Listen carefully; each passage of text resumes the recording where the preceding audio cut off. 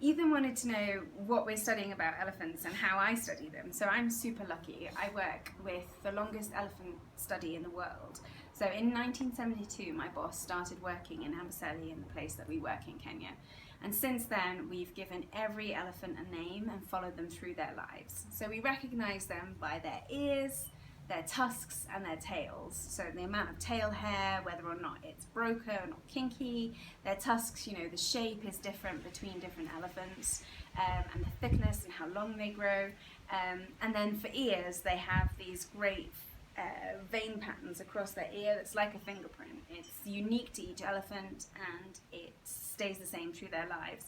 Lots of elephants also develop patterns of holes and notches on their ears through their lives, so we use those marks as well. So normally what I do is in a day is I figure out who I might want to go and see and think where I might go and find them, and then I get in my car and I drive out and I hope that I encounter the elephants that I want to see. I've got other colleagues in the project, they're doing our long-term monitoring, so they work out where the elephants are. So quite often I'll ask Nora Okatito, hey, have you seen Sadie and her family? I really want to go and work with that animal.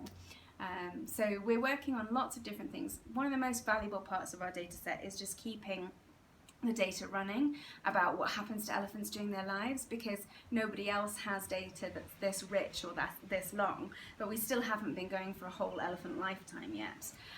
So a lot of times we get asked by other scientists or other managers for conservation organizations to get some stats on elephant data. So we're still collecting that long-term data about how long do elephants live, how many babies do they have, those kind of questions. We're still adding to that data set.